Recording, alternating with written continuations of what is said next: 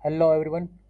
सो आज का ये मोस्ट इम्पोर्टेंट वीडियो होने वाला है बिकॉज माध्यमिक शिक्षा परीक्षा 2025 का सेकेंडरी एग्जामिनेशन 2025 का नमूना प्रश्न पत्र यानी कि मॉडल पेपर, ये एक 2025 का मोस्ट इम्पोर्टेंट मॉडल पेपर होने वाला है जो 10वीं क्लास में आरबीएसई की हिंदी की एग्जाम है जिसके 12 मार्च को। ठीक है, तो ये एक बार मॉडल पेपर एक बार जरूर मिलान कर लो। ज़्यादा से ज़्यादा 10-15 मिनट लगेंगे, आपका एक प्रैक्टिस हो जाएगा, वापस से रिवीजन हो जाएगा। तो 10 मिनट का वीडियो है, पूरा वीडियो जरूर देखना और चैनल को सब्सक्राइब कर देना, वीडियो को लाइक कर देना। ठीक है, अगर कुछ भी क्वेश्चन हो तो आप पूछ सकते हो कमेंट में।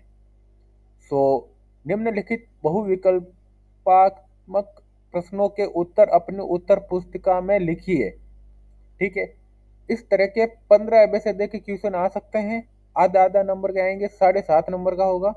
निम्नलिखित संज्ञा शब्दों में व्यक्तिवाचक संज्ञा का उदाहरण कौन सा है? मित्र का, मित्रता, लड़का, पर्वत, हिमालय। इसका उत्तर कौन सा होगा? पर्वत। से इसका उत्तर से होगा। ठीक है, अगला क्वेश्चन। मानसिक शब्द में प्रत्यय है। मानसिक शब्द में प्रत्यय क्या है? ईक, ईक या सीक या के। मानसिक शब्द में प्रत्यय है ईक, ये छोटा वाला ई है, ये बड़ा वाला ई नहीं है, ये छोटा वाला ई है। ठीक है, ईक। और निम्नलिखित शब्दों में, थर्ड क्वेश्चन है, निम्नलिखित शब्दों में से यण संधि का उदाहरण है। इनमें से यण संधि का उदाहरण कौन सा है? महर्षि, नायक, सदैव और स्वच्छ। महर्ष यण संधि का उदाहरण, यण संधि का उदाहरण क्या है? इनमें से है सदैव। शताब्दी शब्द में समास का प्रकार है। शताब्दी शब्द में समास का प्रकार है। फोर्थ क्वेश्चन है, चौथा क्वेश्चन है जो कि है, आपको क्या लगता है इनमें से कौन सा हो सकता है? ये समास है कर्मधारय समास, ये सही है फोर्थ का, चौथे का। ठीक है, पांचवा क्वेश्चन है, नेताजी का चश्मा पाठ में नेताजी की मूर्ति बनाने वाला था। नेताजी की मूर्ति किसने बनाई थी नेताजी का चश्मा वाले पाठ में? किसी को याद है? मास्टर नंदलाल ने, मास्टर नंदलाल ने। मोतीलाल भी नहीं, मदनलाल भी नहीं, नंदलाल। ठीक है, छठा क्वेश्चन, झूठा सच नामक उपन्यास में लेखक है। इस उपन्यास में लेखक कौन है? यशपाल है या रामवर्ष बेनीपुरी है या मनु भंडारी है या यतीन्द्र मिश्र है? ये बी, बे, ये उत्तर सही होने वाला है इसमें। ठीक है, राम वृक्ष बेनीपुरी। सातवां प्रश्न, मनु भंडारी के साहित्य का दायरा बढ़ाने में सर्वाधिक योगदान रहा है, किसका रहा है? इसमें राजेंद्र वर्मा का रहा है। ठीक है, आठवां प्रश्न, शहनाई किस प्रकार का वाद्य यंत्र है?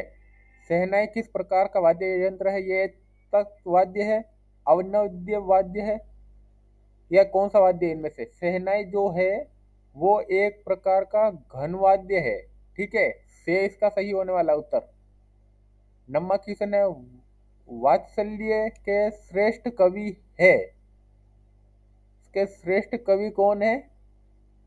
इसके श्रेष्ठ कवि है रहीम, तुलसी सूरदास रहीम देव। रहीम इसके श्रेष्ठ कवि है। ठीक है, 10वां प्रश्न आगे, नाथ शंभु घनु भजनिहारा होई ही को एक दास तुम्हारा।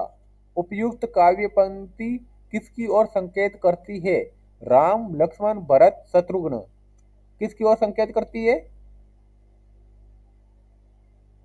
ये करती है लक्ष्मण की ओर संकेत करती है, इसका बे सही होने वाला है। ठीक है, 11वां, कामायनी के रचयिता है कौन है? सूर्यकांत त्रिपाठी निराला, नागार्जुन, मंगलेश डबराल, जयशंकर प्रसाद। कौन है? कामायनी के रचयिता कौन है? सूर्यकांत त्रिपाठी। अभी इसमें देखो, मैंने एक लास्ट टाइम एक वीडियो अपलोड किया था हिंदी क्लास हिंदी का ही, जो पिछले 10 सालों के जो 10 वार्षिक परीक्षा के 10वीं क्लास के आरबीएससी के जो पेपर थे उनका, और 2025 का, इन 11 पेपर का, 2025 का मॉडल पेपर का और पिछले 10 साल के पेपर का एक मोस्ट इम्पोर्टेंट, इन सबको ध्यान में रखते हुए एआई से मैंने जनरेट करवाया था मोस्ट इम्पोर्टेंट पेपर। ठीक है, वो आपने लाइव में देखा हुआ या नहीं देखा हुआ, लेकिन मैंने लास्ट लाइव में बताया था आप लोगों को, वो सारा कोर्स वो सब कुछ मैंने आप लोगों को एक एनालाइज पेपर बताया था, उसका पीडीएफ भी दिया था। इसके कमेंट में जो पीडीएफ कमेंट करेगा, या फिर इस चैनल को सब्सक्राइब करके चैनल के डिस्क्रिप्शन में आप लोग जाना, वहाँ पर लिंक दी हुई होगी व्हाट्सअप चैनल को आप फॉलो कर देना, वहाँ पे आप लोगों को इसकी पीडीएफ मिल जाएगी। वो लास्ट 10 साल के पेपर का और 2025 के मॉडल पेपर का एक पेपर बनाया हुआ है, मोस्ट इम्पोर्टेंट पेपर, एआई से जनरेट किया हुआ है। ठीक है, उसमें उस वीडियो में किसी ने पूछा था सूर्यकांत त्रिपाठी निराला जो है वो कोई कवि है ही नहीं, हमारे किताब में ही, हमारे मतलब कोर्स में ही नहीं है। तो इसमें ये कामा यानी रचिता है, इसका रचिता है वो है सूर्यकांत त्रिपाठी निराला, इसका ए उत्तर सही होने वाला है। 12वां क्वेश्चन है, यह दंतुरित मुस्कान कविता का केंद्रीय पात्र है, स्वयं लेखक, माता, बच्चा, वृद्ध, कौन है? इसका है बच्चा, से सही है उत्तर, इसका उत्तर होगा से। ठीक है, जस्ट मिनट, हाँ इसका से उत्तर सही है।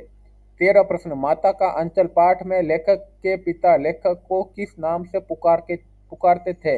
ये मैंने 2015 में 10वीं क्लास पास आउट की थी, मुझे आज भी ये प्रश्न का उत्तर याद है, आज भी। इसमें आई थिंक भोलानाथ कहकर पुकारते थे, भोलानाथ बोलते थे उसके लेखक के पिता, क्योंकि वो पूरा बस में वगैरह सिर पे लगा देते थे। तो 13वें का उत्तर भी ए ही होगा, भोलानाथ।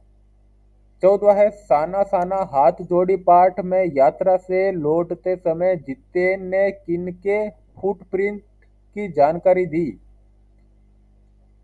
ये जो 14वां प्रश्न है इसका उत्तर है गुरु गोविंद सिंह, गुरु नानक, गुरु आनंद या गुरु रामदास। इसका उत्तर है गुरु रामदास। ठीक है, 15वां, हिरोशिमा की घटना पर आधारित पाठ का नाम है? इस पाठ का क्या नाम है? हिरोशिमा पर आधारित जो घटना पर आधारित है, परमाणु, मैं कैसे लिखता हूँ, मैंने क्यों लिखा, मैं क्यों लिखता हूँ। इस पाठ का नाम है मैं कैसे लिखता हूँ, ये इसका पाठ का नाम है। ठीक है, रिक्त स्थानों की पूर्ति कीजिए, इसमें आप लोगों को कमेंट करके बताना है इनका उत्तर। जिन सर्वनाम शब्दों का प्रयोग वक्ता या लेखक स्वयं अपने लिए करता है उसे कौन सा सर्वनाम कहते हैं? कौन सा सर्वनाम कहते हैं, ये इसका उत्तर दो कमेंट में। किसकी तैयारी अच्छी है देखते हैं आज। दूसरे का पहला कमेंट करो। ठीक है, दूसरे का दूसरा, इस गेंद को मत फेंको वाक्य में विशेषण है, इसमें इस वाक्य में विशेषण क्या है? दूसरे का दूसरा लिख के जिसको भी उत्तर आता है वो कमेंट में जरूर बताना, दूसरे का दूसरा लिख के कमेंट करना ये उत्तर। दूसरे का तीसरा, ऐसे शब्द जिनके रूप में लिंग, वचन, काल आदि के कारक कोई परिवर्तन नहीं होता उसे कहलाते हैं, क्या कहलाते हैं वो, क्या उसे क्या कहलाते हैं? दूसरे का तीसरा भी आपको कमेंट करके उत्तर बताना है। जिसका जो इन चारों का उत्तर सही कमेंट करके बताएगा उसको सारा कुछ source material free of cost मिलने वाला है। ठीक है, संयोग शब्द में उपसर्ग क्या है? उपसर्ग, संयोग शब्द में क्या उपसर्ग है? ठीक है, आपको कमेंट करके बताना है। अगला क्वेश्चन 3, निम्नलिखित अपठित गद्यांश को पढ़कर पूछे गए प्रश्नों के उत्तर अपनी उत्तर पुस्तिका में लिखिए। किसी आती हुई आपदा की भावना या दुख के कारण के साक्षात्कार से जो एक प्रकार का आवेग पूर्ण अथवा स्तंभ कारक मनोविकार होता है उसी को भय कहते हैं। क्रोध दुख के कारण पर प्रभाव डालने के लिए आकुल करता है और भय उसकी पहुंच से बाहर होने के लिए क्रोध दुख के कारण के स्वरूप बोध के बिना नहीं होता। यदि दुख का कारण चेतन होगा और ये समझा जाएगा कि उसने जानबूझकर दुख पहुंचाया है तभी क्रोध होगा, पर भय के लिए कारण का निर्दिष्ट होना जरूरी नहीं। इतना भर मालूम होना चाहिए कि दुख या हानि पहुंचेगी।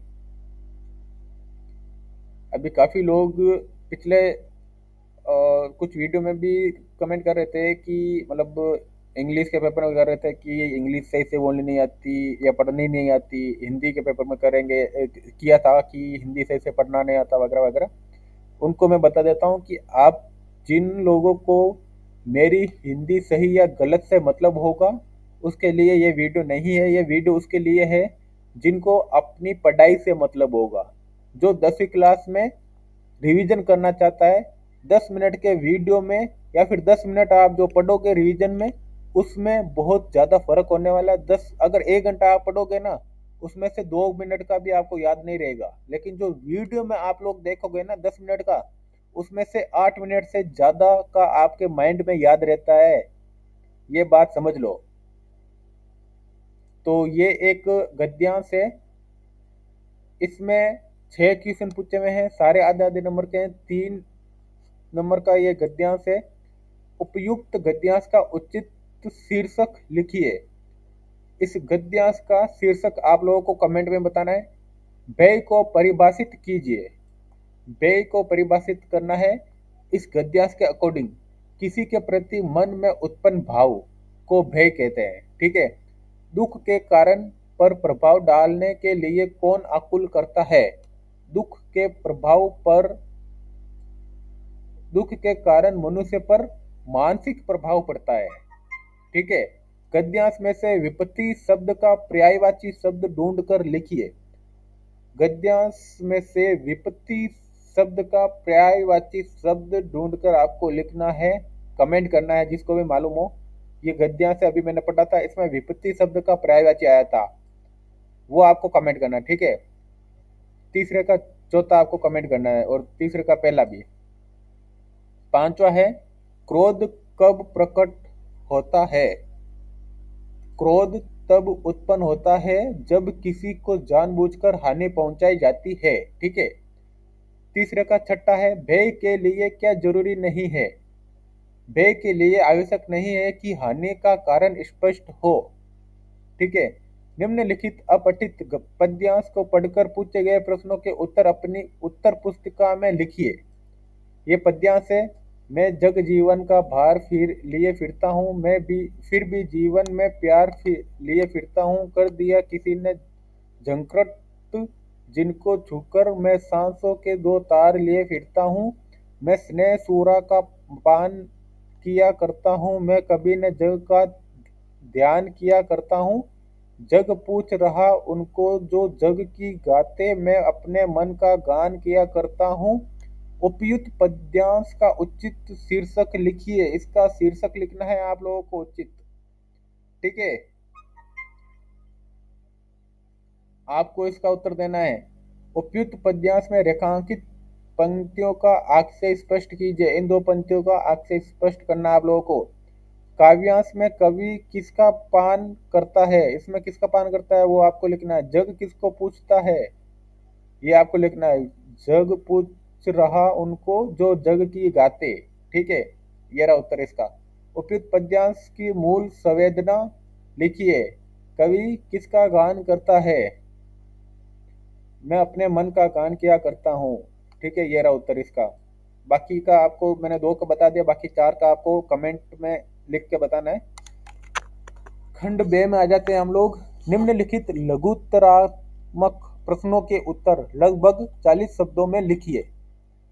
संगीत को संपूर्णता व एकाधिकार से सीखने की जिजीविषा को अपने भीतर जिंदा रखना उपयुक्त कथन किसके संदर्भ में क्यों कहा किसके संदर्भ में वे क्यों कहा गया है। ठीक है। हमारी संस्कृति पर मनीषियों का क्या प्रभाव पड़ा, पठित पाठ के आधार पर लिखिए। संगतकार का गायन में योगदान लिखिए। आत्मकथ्य कविता का मूल भाव लिखिए। मैडम यह मैदानी नहीं पहाड़ी इलाका है, यहाँ कोई भी आपको चिकना वर्बिला नहीं मिलेगा। उपयुक्त वाक्य किसने क्यों कहा है, ये लिखना है। ठीक है।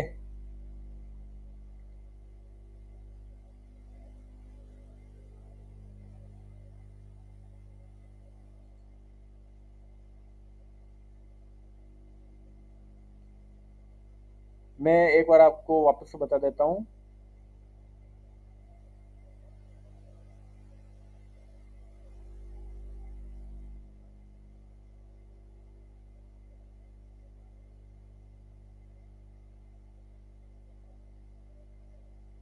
ये जो छठा क्वेश्चन, हमारी संस्कृति पर मनीषियों का क्या प्रभाव पड़ा, पठित पाठ के आधार पर लिखिए। इसमें है विज्ञान ने संस्कृति को आधुनिक बनाया किंतु मूल्यों को संरक्षित रखना भी आवश्यक है, ये इसका उत्तर है। संगीतकार का गायन में योगदान लिखिए। संगीत संगीत और काव्य का संबंध आध्यात्मिक और मनोरंजन के लिए महत्वपूर्ण है। आत्मकथ्य कविता का मूल भाव लिखिए। यह कविता कवि के जीवन के संघर्ष और अनुभवों को दर्शाती है। मैडम यह मैं मैडम यह मैदानी नहीं पहाड़ी इलाका है, यहाँ कोई भी आपको चिकना वर्बीला नहीं मिलेगा। उपयुक्त वाक्य किसने और क्यों कहा। इस पाठ में लेखक ने जीवन की वास्तविकता को व्यक्त किया है। माता का अंचल पाठ के आधार पर ग्रामीण जीवन में बच्चों के जीवन में खेलों का महत्व लिखिए। खेल बच्चों के मानसिक और शारीरिक विकास के लिए आवश्यक होते हैं। आंखें मूंदना मुहावरे का अर्थ लिखकर वाक्य में प्रयोग कीजिए। ये इसका उत्तर आपको लिखना है। निम्नलिखित पठित गद्यांश को पढ़कर पूछे गए प्रश्नों के उत्तर लिखिए। गाड़ी छूट रही थी। सेकंड क्लास के एक छोटे डिब्बे को खाली समझकर जरा दौड़कर उसमें चढ़ गए। अनुमान के प्रतिकूल डिब्बा निर्जन नहीं था। एक बर्थ पर लखनऊ की नवाबी नस्ल के एक सफेदपोश सज्जन बहुत सुविधा से पालखी मारे बैठे थे। सामने दो ताजे चिकने खीरे तौलिए पर रखे थे। डिब्बे में हमारे सहसा कूद जाने से सज्जन की आंखों में एकांत चिंतन में विघ्न का असंतोष दिखाई दिया। सोचा हो सकता है यह भी कहानी के लिए सूझ की चिंता में हो या खीरे जैसी अपदार्थ वस्तु का शौक करते देखे जाने के संकोच में हो। उपयुक्त गद्यांश में कहा का दृश्य प्रस्तुत किया गया है। इस गद्यांश में कहाँ का दृश्य प्रस्तुत किया गया है, ये आपको उत्तर लिखना है। लेखक ने डिब्बे को लेकर क्या अनुमान लगाया था। डिब्बे में बैठे सज्जन की आंखों में असंतोष क्यों दिखाई दिया। छोटा सा एक पैराग्राफ है, इसमें सारे क्वेश्चन के आंसर आए हुए हैं। डिब्बे की बर्थ पर कौन बैठा हुआ था। ठीक है। अथवा एक ये और गद्यांश है जिसके अकॉर्डिंग ये क्वेश्चन है। बाल गोविंद भगत की संगीत साधना का चरम उत्कर्ष कब देखा गया। बाल गोविंद भगत अपने बेटे के प्रति अधिक लगाव क्यों रखते थे। भगत को पतोहू की चारित्रिक विशेषताएं लिखिए। किस खबर ने लोगों को का ध्यान अपनी ओर खींचा। ये 4 प्रश्न है। ठीक है। ये 13वां प्रश्न जिसमें पद्यांश पूछा गया है, इसके 4 एबिसिड हैं। 8वां में ये एक और पद्यांश पूछा हुआ है, इसमें 4 इनके क्वेश्चन है। और 14वां है 8वां में पूछा गया है। ठीक है। 15वां 16वां 17वां ये 8वां में प्रश्न पूछे हुए हैं, 2 प्रश्न पूछे हुए हैं, इनमें से किसी एक का उत्तर देना होता है। 18वां क्वेश्चन, जिसमें आपको इनमें से किसी एक विषय पर निबंध लिखना है। 1, 2, 3, 4, 4 विषय दिए हुए हैं। 19 और 20वां, ये मोस्ट इम्पोर्टेंट क्वेश्चन है। स्वयं को राजकीय उच्च माध्यमिक विद्यालय रेनगढ़ का मनीष मानकर प्रधानाचार्य महोदय के खेल सप्ताह आयोजनार्थ एक प्रार्थना पत्र लिखिए। और नगर पालिका उद्यमगढ़ की ओर से स्वच्छता जागरूकता हेतु एक विज्ञापन लिखिए। ठीक है, इसमें आप विज्ञापन में लिख सकते हो कि स्वास्थ्य भारत, स्वस्थ स्वच्छ भारत, स्वच्छ भारत, स्वच्छ भारत, स्वस्थ भारत, घर घर सफाई अभियान चलाएं, प्लास्टिक का प्रयोग कम करें, कूड़ा करकट डस्टबिन में डालें, आइए मिलकर स्वच्छता अपनाएं। नगर निगम द्वारा जनहित में जारी। ये एक विज्ञापन हो गया। ठीक है, बाकी ये आप लिख ही सकते हो। So thank you for watching this video. अगर इस वीडियो से आपको कुछ भी सीखने को मिला हो, कुछ भी आपने एक्स्ट्रा सीखा हो, तो वीडियो को लाइक कर देना, चैनल को सब्सक्राइब कर देना। सो मिलते हैं नेक्स्ट इंपॉर्टेंट क्वेश्चन पेपर में।